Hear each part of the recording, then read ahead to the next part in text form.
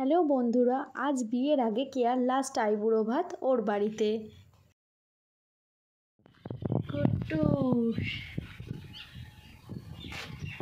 তাই সকাল সকাল মা আর ছেলে রেডি হয়ে বেরিয়ে পড়ছি ওর বাড়ির উদ্দেশ্যে। পৌঁছে গেছি আমরা কেয়ার বাড়িতে ঢুকেই কাকু আমাদের সকালে টিফিন করতে বসিয়ে দিয়েছে। কেয়াকে আইবুড়ো ভাতের জন্য তৈরি করার পরে ম্যাডাম বসে পড়েছেন আইবুড়ো ভাত খাওয়ার জন্য।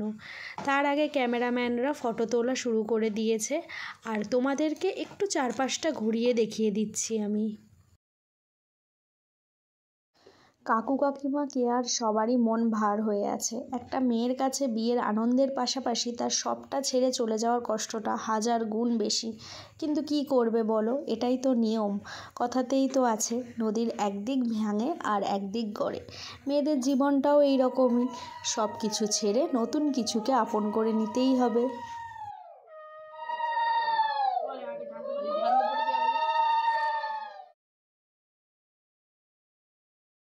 কেয়ার আশীর্বাদ পর্ব হয়ে যাওয়ার পরে ও খেতে বসে পড়েছে।